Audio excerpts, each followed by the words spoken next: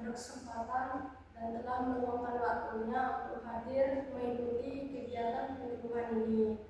Pertama-tama saya ucapkan kepada Tuhan Yang Maha Esa karena berkat dan karunia kita dapat berkumpul bersama-sama untuk berdiskusi tentang menanam pohon untuk mengatasi global warming.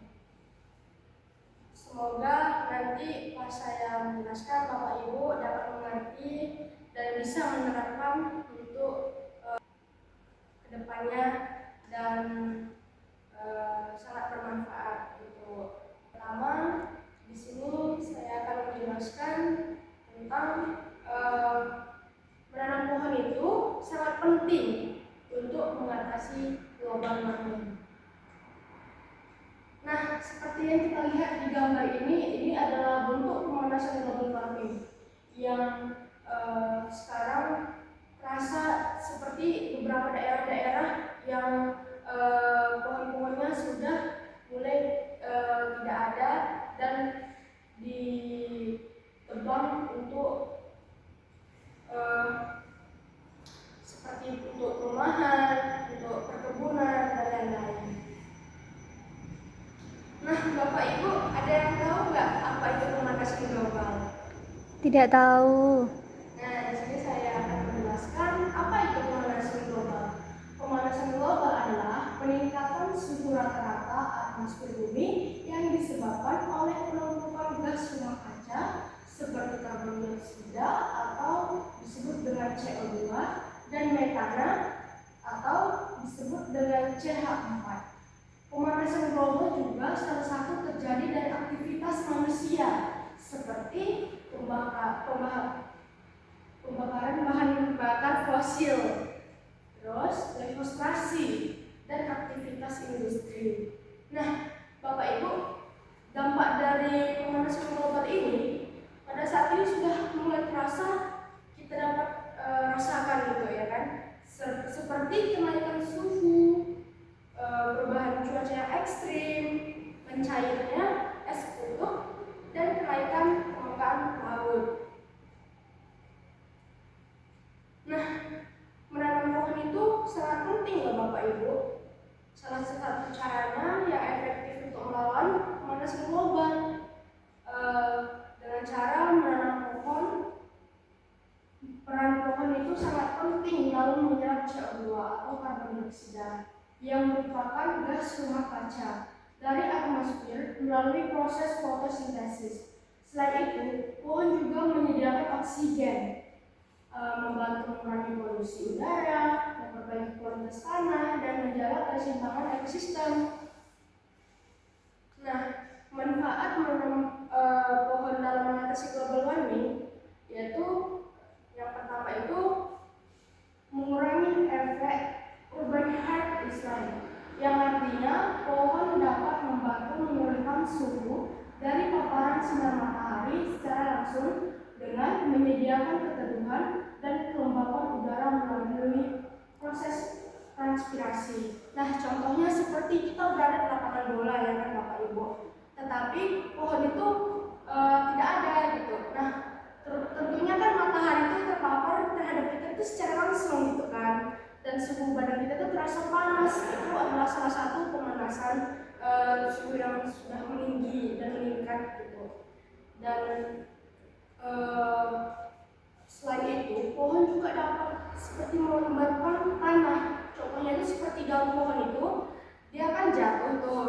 Nah, kalau hujan turun, dia akan tergenang di situ dan tanah itu akan selalu lembab dan tidak terjadinya kayak pengeringan tanah atau enggak kayak tanah itu keras gitu.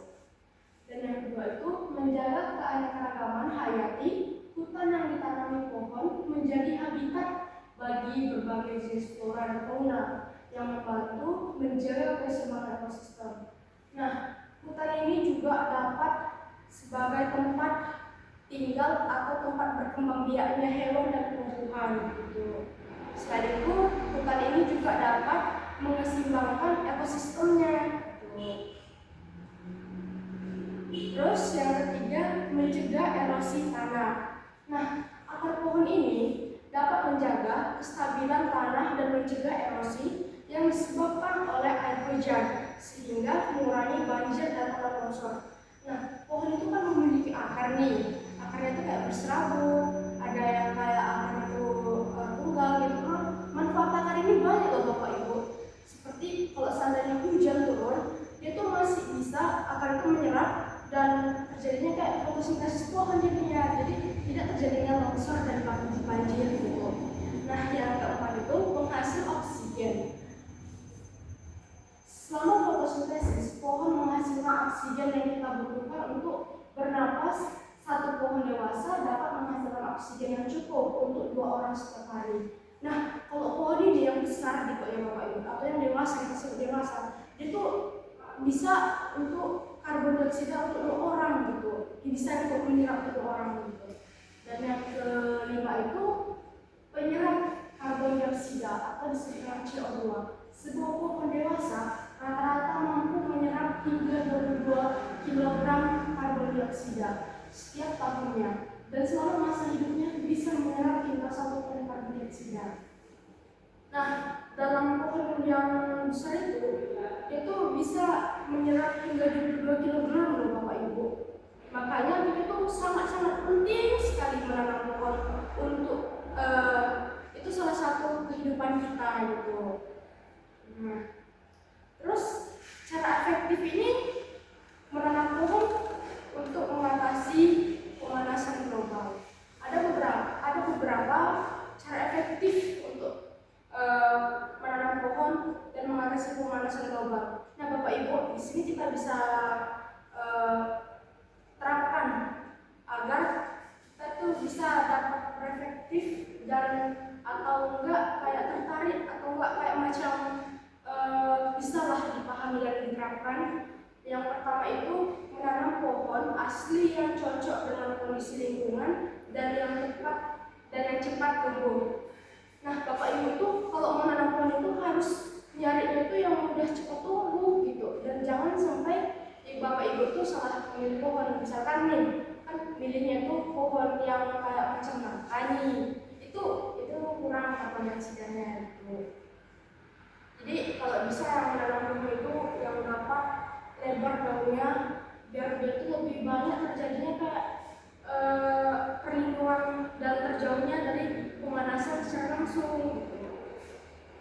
Terus pengolahan sampah dengan mendaur ulang dan mengelola limbah dengan bijaksana. Nah, sekarang itu banyak ya kan, kalau orang-orang tuh pada sering tuh buang sampah secara langsung kayak sembarangan gitu. Padahal kita udah diterapkan dari sejak TK lah dikatakan, sejak anak-anak kita tuh udah diajarkan buanglah sampah pada tempatnya. Ada organik dan ada anorganik gitu kan. Jadi kita kan sekarang kan udah tahu nih apa aja gitu kan manfaat dari sampah ini. Kayak sampah itu kita bisa daur ulang, misalkan kayak macam waktu bambu itu kita bisa jadi bunga atau apa gitu kan. Terus lakukan reboisasi dan aflorasi. Nah, arti dari reboisasi ini adalah menanam pohon kembali di hutan yang ditebang. Contohnya itu kan seperti pohon akasia nih Bapak Ibu, itu kan 5 tahun sekali pasti akan terjadi penebangan gitu. Dan masyarakatnya juga seperti PT-nya itu akan menanam kembali agar terjadinya keseimbangan ekosistem gitu. Terus yang libatkan komunitas lokal, melakukan edukasi dan melibatkan masyarakat dalam program penanaman pohon agar kita merasa memiliki dan menjaga keberlangsungan hutan. Terus penggunaan teknologi seperti drone dan data satelit. Alat ini digunakan untuk mengidentifikasi daerah yang perlu direboisasi dan membantu perkembangan pohon yang ditanam.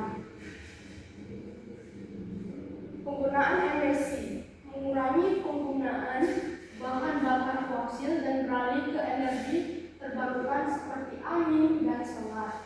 Terus yang terakhir itu edukasi dan kesadaran, meningkatkan pengetahuan masyarakat tentang pemanasan global dan langkah-langkah yang diambil. Terus Bapak Ibu tahu nggak sih yang harus kita ambil untuk penanaman pohon ini? Tidak tahu. Nah, yang pertama itu menanam pohon di halaman rumah. Contohnya kan bapak ibu nih letakkan rumah di tengah nih misalkan.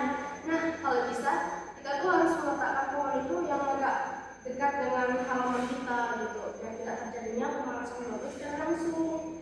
Terus yang kedua itu mendukung kampanye menanam pohon. Bapak ibu, kita juga dapat bisa mengajak atau mengimbau kepada teman-teman atau saudara-saudara masyarakat untuk menanam pohon ini agar menjadi mencegah pemanasan secara global. Terus yang ketiga, mengurangi deforestasi. Yang keempat, menghemat energi. Nah, kesimpulannya, menanam pohon adalah salah satu solusi paling sederhana, namun sangat efektif dalam mengatasi pemanasan global. Setiap pohon yang ditanam akan membantu menyerap karbon dioksida, memperbaiki kualitas udara, dan melindungi ekosistem kita. Masyarakat, individu, organisasi, dan pemerintah perlu bekerja sama untuk mempromosikan dan melaksanakan program penanaman pohon serta luas demi kelangsungan planet kita di masa depan. Nah, ini solusi yang bisa kita terapkan agar kita itu lebih efektif mengatasi pemanasan global. Baik, sekian dari penyuluhan saya. Jika ada kata-kata atau yang berkenan di hati Bapak, Ibu, dan beserta